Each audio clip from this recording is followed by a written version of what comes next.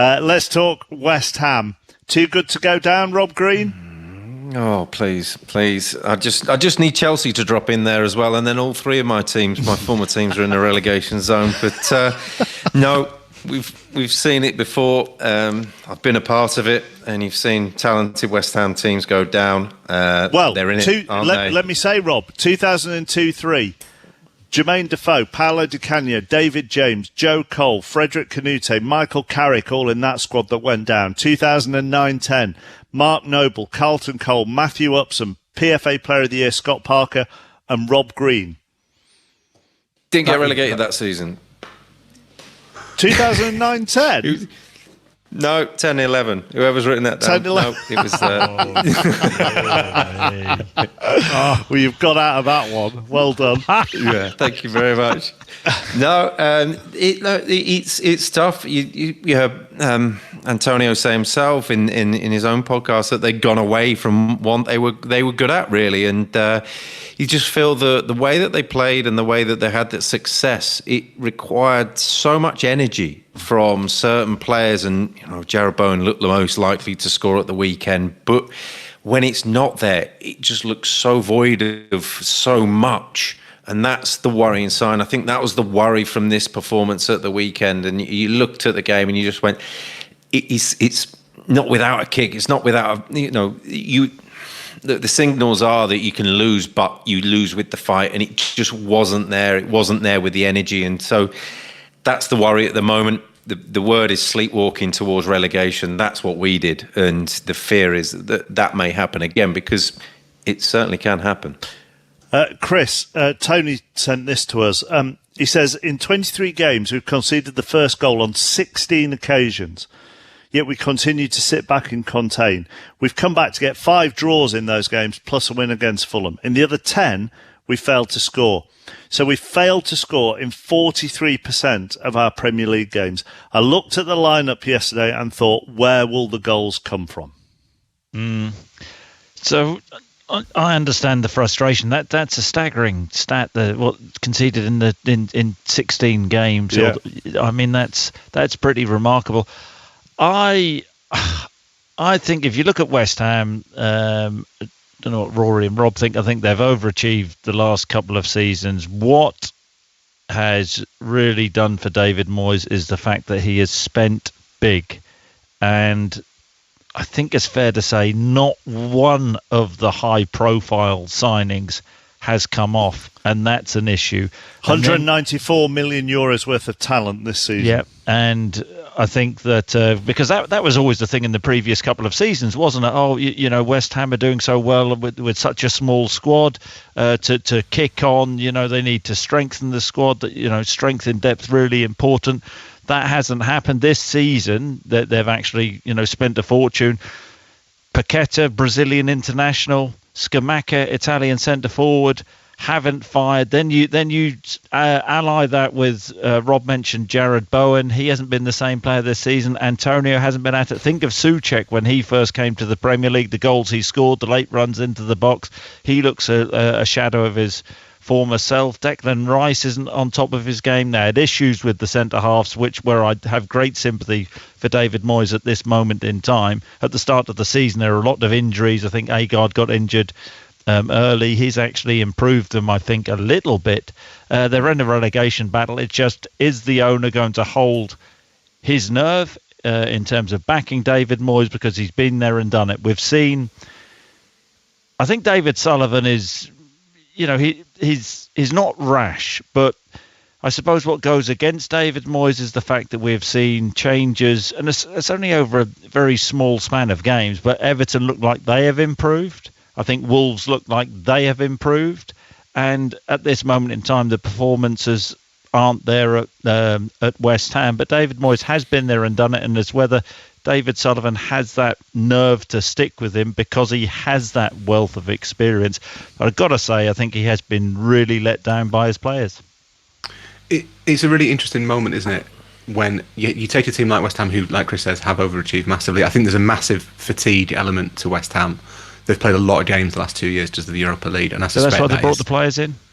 Yeah, but that's difficult, isn't it? Managing that transition from quite a small, tight-knit squad where you kind of know who the first 15 players are going to be, to try and expand it without compromising the chemistry, without changing the sort of tactical setup too much, without altering the system, finding a way to get the best out of those players. Maybe someone like Paquetá has to play in a position that isn't necessarily the same as whoever he's replaced.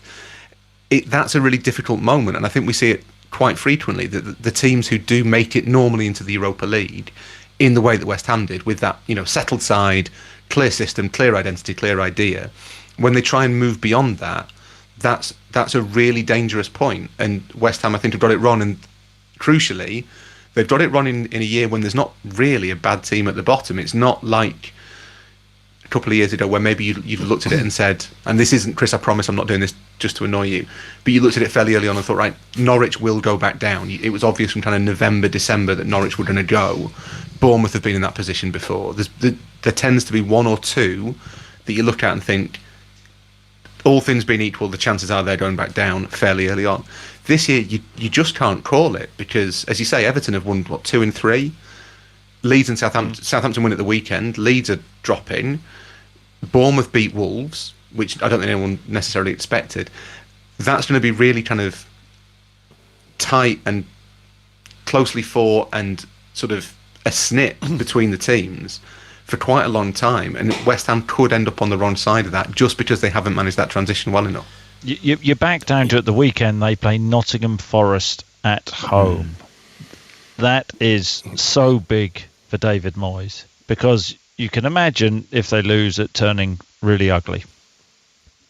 Yeah, massively. And you look at, I think the question is has he got an 11 that he can rely on? And I don't think he knows that 11. And you're looking at a team that, they played 5 at the back at the weekend, and it was 2 straight balls. It was 2 straight balls that did them. And you're thinking, you got to 3 centre-halves there. How can you let just 2 straight balls through to completely confound you? And so it's a really tough one for David Moyes. I don't think he particularly likes working with a big squad. You think of his successful days at Everton. He had a small squad. Give me, he used to say, give me 10 dogs and a goal scorer. I don't think they're there with that. They certainly haven't got the goal scorer, have they? A top scorer of 4 goals. So, you know what? I think he's just looking for an 11 just to go, give me something till the end of the season to hang my hat on. And he's still looking.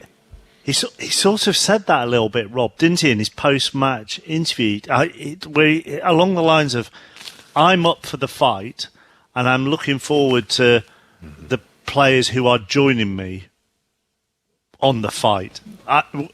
Maybe I got this completely wrong, but there's a slight implication, as I understood that maybe some of the players wouldn't be joining him on that fight.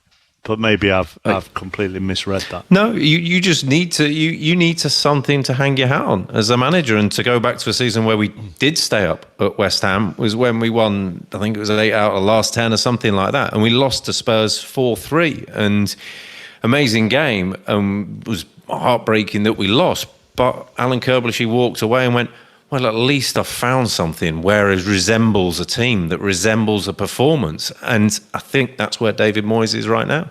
I think there comes a time where David Moyes actually, he won't say this, but I actually think he will feel like he's been let down by his players, because these are players who, we've talked about them overperforming, and then he spent an absolute fortune on bringing what we thought were a better quality of player in, and they, there's not one of the signings who's really stood up and performed. So in that respect, I think he feels badly let down, and he will want a tune out of them now. Whether they're going to give that, the truth is I think we're all not sure what you're going to get from West Ham, but they need to. The game against Nottingham Forest, I'm not saying if David Moyes loses it, he's out of a job, because if you were looking for another manager to come in, it would be a David Moyes type, but it's going to be very difficult for him if the crowd turn. But it's about time the players actually stood up and gave a performance for him. But Chris, in that situation,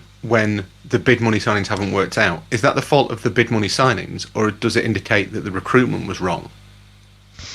Well, you can argue both of those, can't you? You know, you can say the recruitment's wrong because they haven't performed, but when you look at, I mean, if you're a West Ham fan, okay, you're seeing the Italian centre forward Scamacca come in. You're seeing Kehrer came in, Paqueta came in, Cornet came in. Danny Ings has come in now. There you go, Danny Ings. You're thinking, well, you know, on paper, you know, this is so exciting.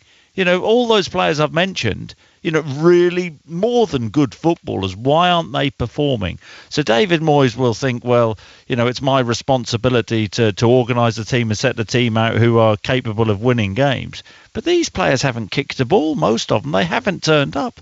And he will be scratching his head as to why. Maybe they'll turn up for the rest of the season and West Ham will start easily. But based on the performance we saw against Tottenham, I mean, would you trust them? But also, and Scamacca's coming back from injury, but also some of them aren't being picked. I mean, you signed Danny Ings a January transfer window, but he was on the bench again at Tottenham. Surely he's your best chance of a goal at the moment, isn't he?